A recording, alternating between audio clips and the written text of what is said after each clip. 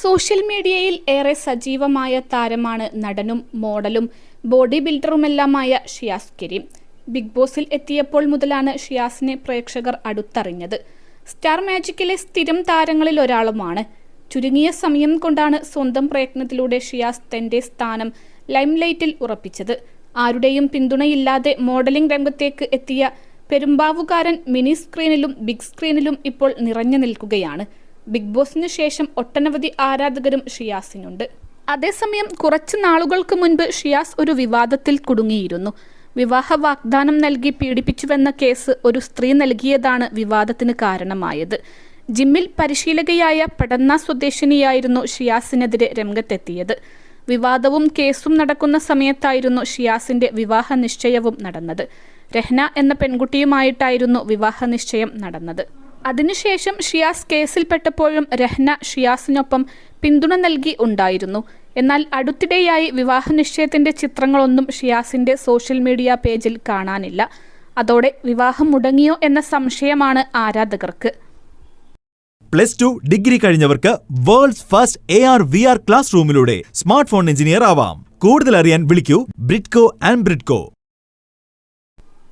ഇപ്പോഴിതാ ഒരു അഭിമുഖത്തിൽ കേസിനെ കുറിച്ചും വിവാഹത്തെക്കുറിച്ചും ഷിയാസ് പറഞ്ഞ കാര്യങ്ങളാണ് ശ്രദ്ധിക്കപ്പെടുന്നത്. കുട്ടിയും ഭർത്താവും ഉണ്ടെന്ന് അറിഞ്ഞപ്പോൾ കല്യാണം കഴിക്കാൻ പറ്റില്ലെന്ന് പറഞ്ഞതുകൊണ്ടാണ് തന്റെ പേരിൽ ആ സ്ത്രീ കേസ് കൊടുത്തതെന്നാണ് ഷിയാസ് പറയുന്നത്. എനിക്ക് ഒന്നും പറയാനില്ലാത്തതുകൊണ്ടും ചില മീഡിയക്കാരെ പേടിയായതുകൊണ്ടുമാണ് കുറച്ചു കാലമായി അഭിമുഖത്തിലൊന്നും വരാതിരുന്നത്. ചില മീഡിയക്കാരെ തെറി വിളിച്ചതുകൊണ്ട് മറ്റു മീഡിയക്കാർ കൂടി ശത്രുക്കളായി. ഞാൻ ചെയ്യാത്ത കുറ്റമാണ് അടിച്ചേൽപ്പിക്കാൻ നോക്കിയത്. എന്നെ അറിയുന്നവർ എനിക്കൊപ്പം നിന്നിരുന്നു. ഞാൻ ഒരുപാട് സ്ത്രീകൾക്കൊപ്പം വർക്ക് ചെയ്തിട്ടുണ്ട്. അവരൊന്നും എന്നെക്കുറിച്ച് പരാതി പറഞ്ഞിട്ടില്ലല്ലോ. പരാതി പറഞ്ഞത് എന്നോട് പ്രേമം നടിച്ച് എനിക്കൊപ്പം കൂടിയ വ്യക്തിയാണ്.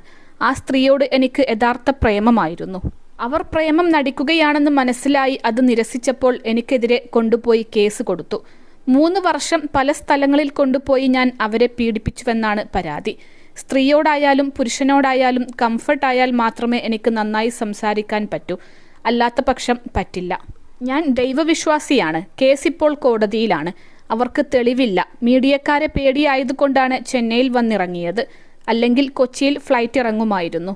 2022 മുതൽ 2023 വരെ ഞാൻ പീഡിപ്പിച്ചുവെന്നാണ് കേസ്. അതെങ്ങനെ പീഡനമാകും? തെളിവ് വേണ്ടേ? ഞാൻ കല്യാണം കഴിക്കാൻ പറ്റില്ലെന്ന് പറഞ്ഞതുകൊണ്ടും കുട്ടിയും ഭർത്താവും ഉണ്ടെന്നും അവർ പലതും ഉപയോഗിക്കുന്നുണ്ടെന്നും മനസ്സിലാക്കിയതുകൊണ്ടുമാണ് ആ സ്ത്രീ എൻ്റെ പേരിൽ കേസ് കൊടുത്തത്.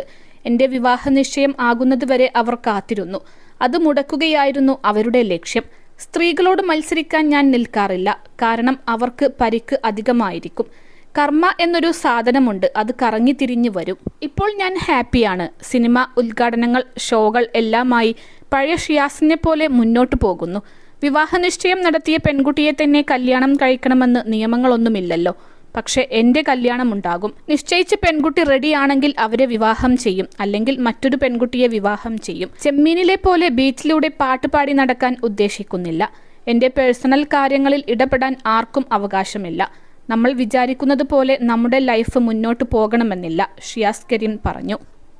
21 ലക്ഷത്തോളം സന്തുഷ്ടരായ ഉപഭോക്താക്കളും 2 ലക്ഷത്തോളം തിമിര ശസ്ത്രക്രിയകളും പൂർത്തിയാക്കിയ മലബാറിലെ ഏക കണ്ണാശുപത്രി അൽ സലാമ ഹൈ ഹോസ്പിറ്റൽ റോഡ്, പെരിന്തൽമണ്ണ.